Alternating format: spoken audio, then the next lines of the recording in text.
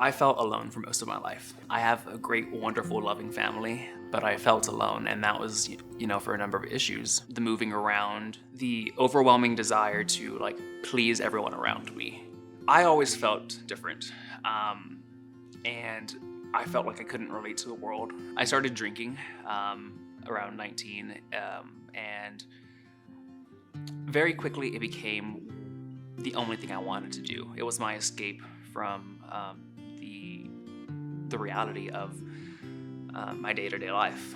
It was a rough spot for a number of years. I started drinking, and then it led into marijuana usage.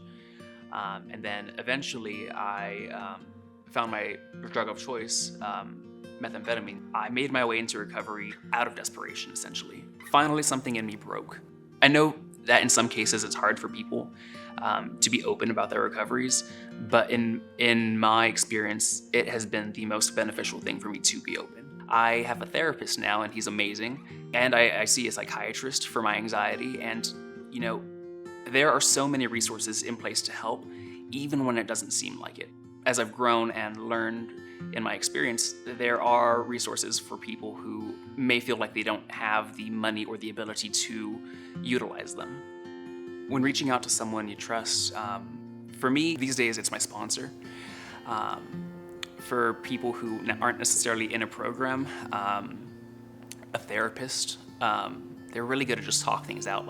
I know people always are like, oh, therapy is just you pay someone to talk, but these people know how to talk to you professionally and to respect you. And sometimes it's nice to have that boundary of okay, this is a person I know, but only in a professional manner. And I can talk to them about the things that I couldn't talk to with my friends or my spouse or my partner, because I feel insecure or ashamed of these things.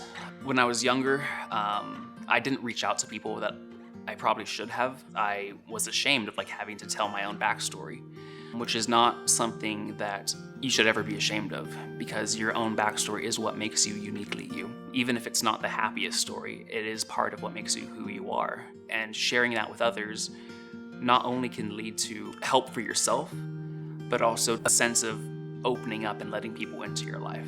This is the life I have now, and without recovery, I don't even really want to think about where I'd be. It's dark and dismal in that land, and I want to be in a place of sunlight and freedom. I have so much hope for the future.